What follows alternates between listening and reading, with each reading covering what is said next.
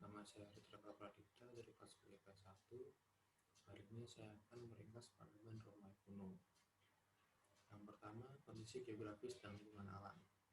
Peradaban Romawi kuno adalah peradaban yang tumbuh dari komunitas pertanian kecil yang terbentuk di semenanjung Italia pada abad ke-9 sebelum Masehi. Peradaban ini dikembangkan oleh suku Apia yang menetap di sisi kiri sungai Tiber, Italia Tengah, dan dikelilingi oleh banyak bukit seperti Palatine, Capitoline, dan Aventine, dengan lembah atau dataran rendah yang luas dan subur terentang sampai tepi pantai Laut Terania. Yang kedua, kondisi sosial politik. Menurut legenda orang Romawi adalah turun langsung dari Aeneas, seorang pangeran Troya atau Asia Kecil yang berhasil melarikan diri ketika Troya dihancurkan oleh bangsa Akia atau Mykenae, atau bisa dikenal dengan Yunani.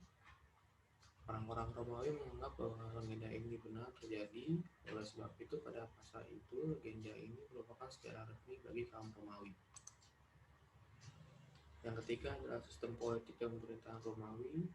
Sistem pemerintahan Romawi dibagi menjadi tiga periode, yaitu periode kerajaan, periode republik, dan periode kekaisaran.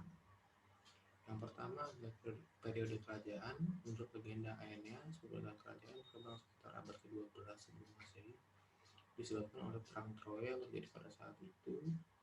Dalam masa kerajaan dipimpin oleh 7 raja dalam masa 243 tahun. Yang kedua ada periode republik.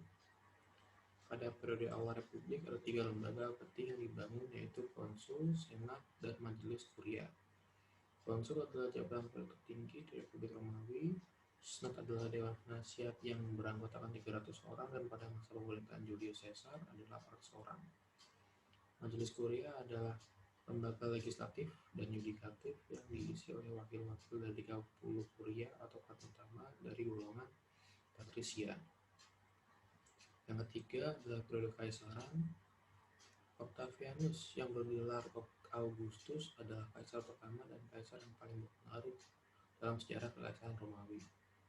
Octavianus memerintah kekaisaran dari 27 sebelum Masehi hingga 14 Masehi. Hal ini terjadi karena senat memberikan banyak kekuasaan pada Augustus. Yang keempat adalah sistem kepercayaan Romawi kuno. Kepercayaan memainkan peran penting dalam kehidupan sehari-hari bangsa Romawi kuno. Sebagai bangsa Yunani, kepercayaan bangsa Romawi berpusat pada dewa-dewi atau politeisme. Dewa terpenting bagi mereka, yaitu Jupiter, adalah raja para dewa yang memerintahkan bersama istrinya, yaitu Dewi Juno. Yang kelima adalah hasil budaya. Kebudayaan Romawi mendapat unsur-unsur dari kebudayaan Etruska dan Yunani. Pengaruh kebudayaan Yunani mulai masuk dengan kuat pada tahun 146 sebelum Masehi. Yang pertama adalah iptek atau ilmu pengetahuan dan teknologi. Dalam ilmu pengetahuan dan teknologi, bangsa Romawi tidak menemukan teori-teori melainkan menerapkan teori-teori yang sudah ada. Yang kedua adalah bangunan arsitektur. Orang-orang Romawi kuno dikenal sebagai ahli bangunan yang handal, dan mereka pula bangsa pertama yang menggunakan campuran beton dan semen dari batu kapur dan bambu vulkanik. Yang ketiga adalah seni ukir. Bangsa Romawi juga dikenal sebagai pemahat yang handal, terutama patung setengah dada atau potret. Bentuk wajah dibuat dengan sangat teliti, sedangkan bagian tubuh dibuat lebih sederhana. Sekian dari saya, kurang lebih mohon maaf. Assalamualaikum warahmatullahi wabarakatuh.